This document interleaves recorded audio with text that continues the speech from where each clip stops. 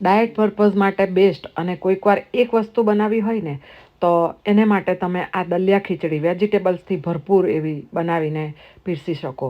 તો એને માટે 1.25 કપ આ ઘઉંના દલિયા લીધા છે, અડધો કપ પીળી મગની દાળ અને 1/4 કપ મસૂરની દાળ લીધી છે, એટલે કે 1/4 કપ દાળ અને 1.25 કપ દલિયા લીધા છે.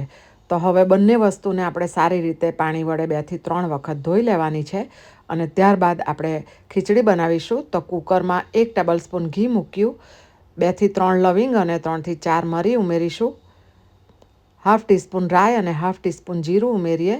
તમે હિંગ પણ ઉમેરી શકો. 1 તમાલપત્ર ઉમેર્યું.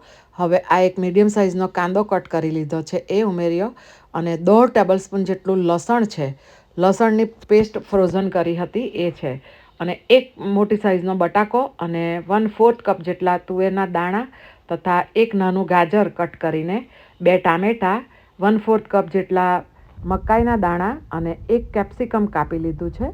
શાકભાજી તમારા ઘરમાં જે અવેલેબલ હોય ને તે અથવા તો તમને જે પસંદ હોય ને એ ઉમેરી શકો. તો હવે ગેસની ફ્લેમને મીડિયમ રાખીને શાકભાજીને 1 મિનિટ જેટલા સાંતળી લઈશું અને બાજુના ગેસ પર મેં ગરમ પાણી કરવા મૂક્યું છે.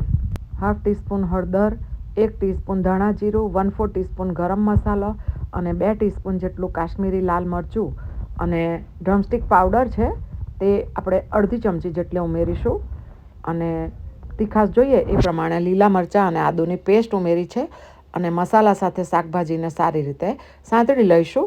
1 મિનિટ સાંતળી લઈશું. ત્યારબાદ આપણે જે દલિયાને ધોઈ લીધા છે એ ઉમેરી દઈશું અને બંને દાળ જે ધોઈને રાખી છે એને પણ કુકરમાં લઈ લઈશું અને શાકભાજી તથા દાળ અને દલિયા બધું સારી રીતે 1 મિનિટ મિક્સ કરીશું. સ્વાદ પ્રમાણે મીઠું ઉમેરીએ. અહીં મેં 1/2 ચમચી જેટલું ઉમેર્યું છે અને હવે ગરમ પાણી ઉમેરીશું કે જેથી કુકિંગ પ્રોસેસ ફટાફટ ચાલુ થઈ જાય.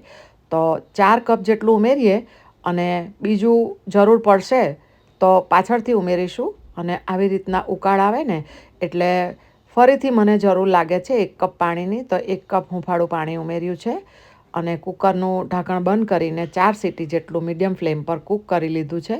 હવે આપણે કુકર ખોલીને જોઈ લઈશું. વાવ, સરસ આપણી ખીચડી તૈયાર થઈ ગઈ છે. તો સર્વિંગ કરીશું. શાકભાજીથી ભરપૂર, ફાઇબર્સથી ભરપૂર, ડાયટ પર્પઝ માટે ઉપયોગી અને 1 જ ટેબલસ્પૂન ઘીમાં બનાવી છે. તમે આની ઉપર ફરીથી ઘી અથવા તો બટર પણ સર્વ કરી શકો, પરંતુ મેં નથી લીધું. આ સલાડનું બાઉલ અને છાશ લીધી છે મોળી. તો આ થયું આપણું ડાયટ પર્પઝ માટેનું અને હેલ્ધી એવું મીલ કે જેનાથી પેટ પણ ભરાઈ જાય.